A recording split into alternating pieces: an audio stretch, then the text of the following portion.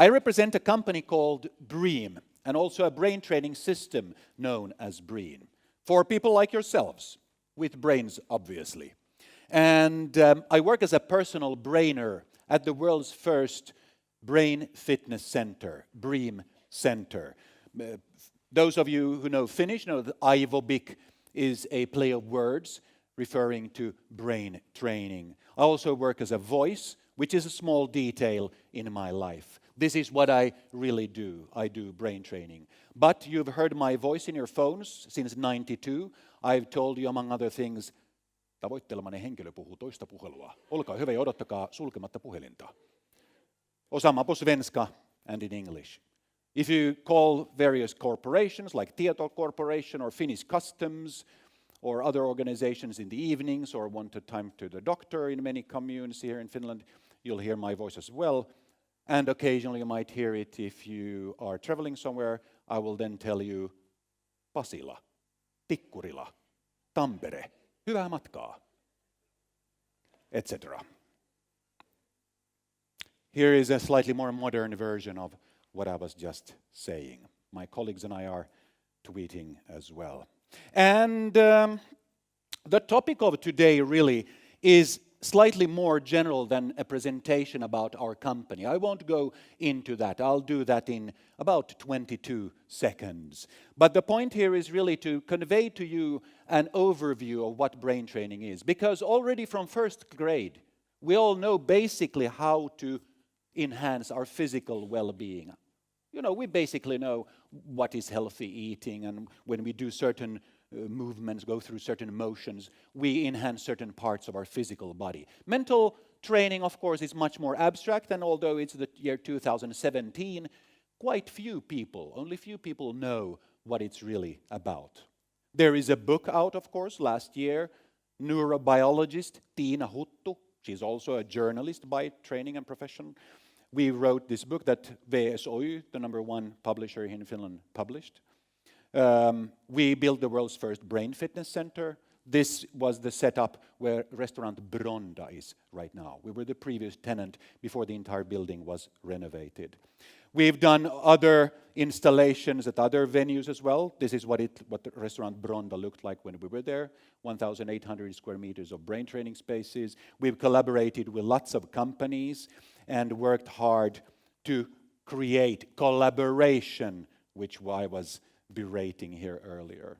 It's very important in my mind to collaborate with companies, not just purchase and sell services, but really create solutions together and share knowledge and information. And as many of you heard, there is right now Kansallinen Neurokeskus-aloite meeting going on in downtown Helsinki. So a lot is happening in this field, and an increasing number of people and companies are collaborating to make all of this happen. We've created scents, smells in other words, tastes.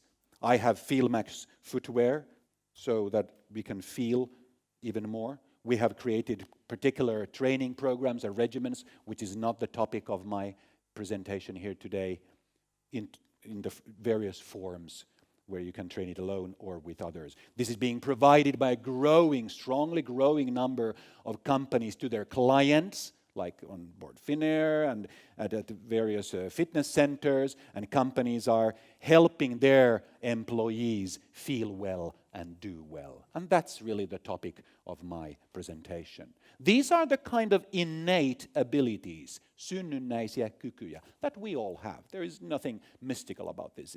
This is not a holy list. It's one way of looking at this. It has been developed and honed for more than 25 years, though, and turned out to very well reflect the needs of people in everyday situations. Particularly, in our case, we help our company client employees feel well and do well. And the key really here is to see this in terms of skills. Combined with the previous and next slide, this is, in my mind, the most important slide in my presentation. Unless you understand that it's a skill, probably doing or talking bullshit or not really getting it. People really don't know how to sit either. Sitting is a skill. typically development stops at 1 or 2 years of age. Thousands of people destroy their own back, not by falling or being in an accident, because they really don't know how to sit. And like in Al-Qaeda torture manual, we only hear bullshit advice such as, sit still and sit with a straight back, please. Because for a Nazi parent or grade school teacher, it imposes control of other human beings. How is that reflective of you really, or beneficial, conducive to you having a good back? If you're a ballerina or a military person, you can show off for 2 hours. Sit straight, still. Does that mean you'll get a healthy back? Probably not. And 99% of you, even in this room, don't know if I'm bullshitting or what their correct answer would be. How many of you know how to sit? Right, look around. Welcome to sit here for several hours. It's ridiculous. People don't know how to use their digestive system, how to use their pancreas. Type 2 diabetes is exploding, etc. So the brain is not the only mystical organ that we need to hear about from a personal brainer being invited to talk. We really don't have a lot of ideas about how to use other parts of our body. We're measuring and getting data. The point is, are you becoming a more skillful human being through this? Then there is usefulness in what you're looking at and what you're doing. So this slide, as you can see, reflects the same sectors, but now in terms of skills. So we do have innate abilities in all these sectors, but by learning new techniques, methods, you can become more skillful at remembering things, at studying or remembering people's names, etc.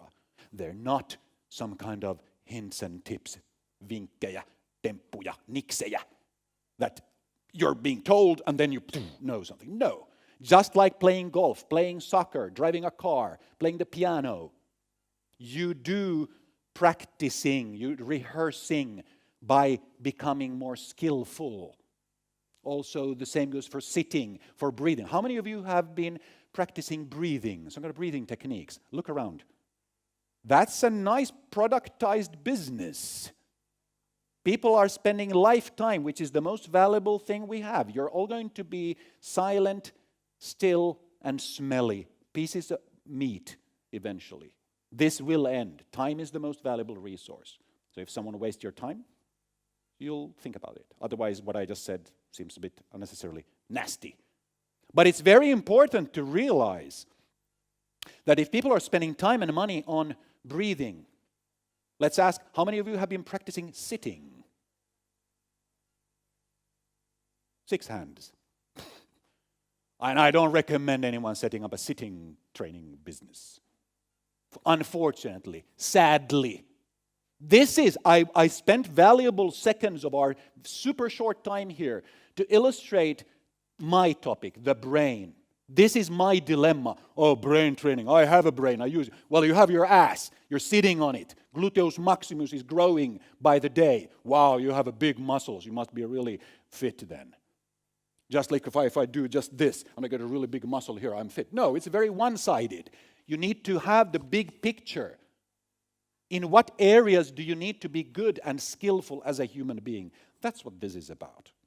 So, in more particular, as studies have shown since the Stanford experiments and what have been happening over decades, self-management, the ability to postpone gratification, to be focused, to be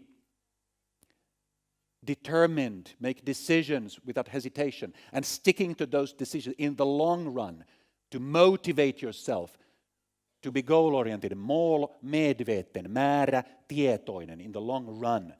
This is the key. But not just in a teeth-clenching way to be focused, determined, and motivated, but also to relax. Mindfulness in this maps covers a large area of the yellow and orange sector. And there are specific training programs and exercises in all of these, which I won't go into because it's not the topic of today. Now, what's happening every second in your mind, of course, is that you're constructing your mind, or actually your mind is constructing itself. You're creating small multisensory movies of this. You came basically for this. But also, of course, throughout your life, you're collecting this and this.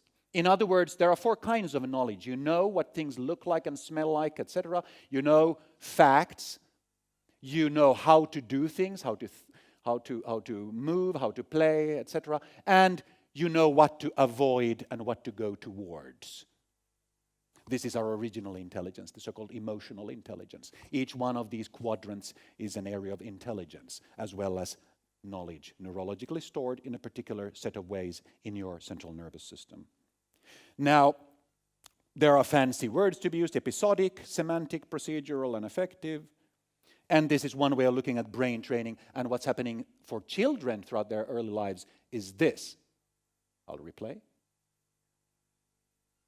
And then the core of the mind is being developed. Your mind is a human being, is a set of patterns. You don't have patterns. You're repeating your patterns. I can see you've been scratching yourself, you're tilting your heads, you've been doing this. Tens of you. I've seen you for several minutes now. You're a set of patterns. You keep repeating yourself. Actually, to be specific, those patterns in your neurological system, they are repeating themselves. The central nervous system is a platform for memes, duplicating and repeating. That's what they are doing, and also from one brain to another, etc. You are a set of patterns. Also, the reactions you're having now and those facial expressions you're having right now are repetitions of similar ones you've done thousands of times before. Yes, you too. Now, as you age, as you're old, as you are already here, this is what happens. You already know, oh, this is what it's like. I know this. I've seen this. And this is seen in the brain. There are pathways, not just of signals going up from lower level signals to sort of a centralized, cohesive worldview, but increasingly down. You're identifying, oh, I know this. I've seen this. Because it gives you rapid abilities to cope with everyday life. The brain, like every other organ, is trying to help you go through life by spending as little time and energy as possible. You're trying to think as little as possible every day. It's a biological fact. The 2 main resources, time and energy, need to be used as sparingly as possible. Chemistry, biology, mental abilities. No need for mystical energies here. It's very clear. So, to round off, what we are clearly seeing is that as we age, this is becoming increasingly important. You need also to bring new kinds of patterns into your life, and we do creativity stretching, besides memory strengthening exercises, etc. This is all outlined in the Personal Brainer book as well. There are lots of misconceptions, bullshit about us using 10% of the brain. There is no unit for the brain capacity. You can invent one, have tests. It's bullshit. What matters are skills. And when we look at the overall picture of what are people going through, actually, this is what's happening. This is not a sequence. These are levels of importance and value. We often start with a session like this, but over 8 or 12 weeks, we develop these because you're very skillful beings, right? And you can sit. To the contrary, in the beginning of your life, you couldn't sit. Clonks. Now you can, so you're very skillful. If it's a habit, you don't have to spend much time and energy, and that's our goal. Help people become skillful brain users, like you're skillful drivers, bikers, sitters, walkers, breathers, in the same vein. It's a big challenge. I just turned 50. I have 70 years to go, so I remain optimistic. My final slide, these are the key questions. What do you feed your brain on a daily basis? What goes in there? It's not contents of your mind. It's part of your mind. That's what your mind is constructed of, those patterns. And how skillfully are you using it? Thank you for your time. Toivottavasti treenaat mielelläsi jatkossakin.